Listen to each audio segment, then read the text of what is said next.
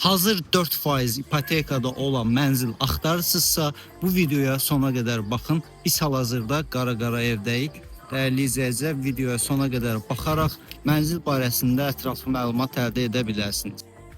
Hər vaxtınız xeyir dəyərli izləyicilər. Hər zamanki kimi gözəl təkliflərlə yenidən qarşınızdayıq.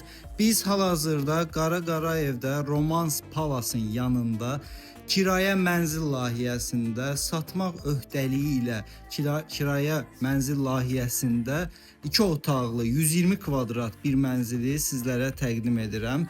Mənzilin kredit şərtləri barəsində videonun sonunda qeyd edəcəm. Zəhmət olmazsa videoya sona qədər baxın, bu gözəl mənzili tam olaraq sizə təqdim edəcəyik. Deməli, biz hal-hazırda mənzilin qonaq otağında dayanmışıq. Onu qeyd edim ki, mənzil bütün əşyaları ilə birlikdə satılacaq və 121 kvadrat metr sahəyə malikdir. 17 mərtəbəli binanın 10-cu mərtəbəsində yerləşir.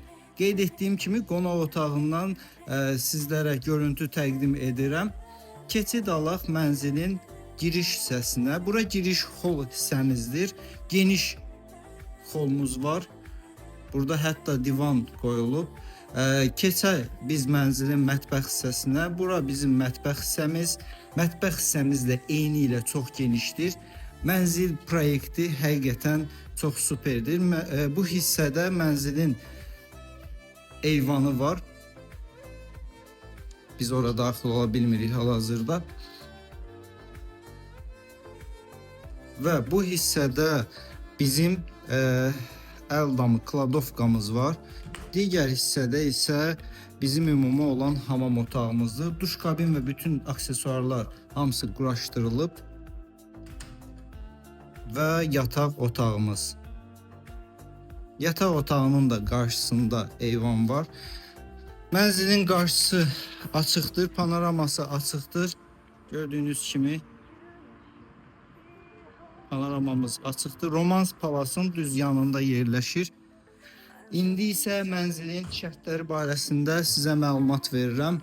Hazır 4% ipotekadadır. Mənzilin aylığı 978 manat təşkil edir və 4% ipotekadadır. Rəsmi iş yeri olan hər kəs bu mənzili əldə edə bilər. İndi isə için ödənişimiz 122 min manat təşkil edir və 20 il 10 ay 978 manat aylığı. Hazır 4% ipotekada qanuni 2 otaqlı Qara evdə Romans Palas'ın yanında.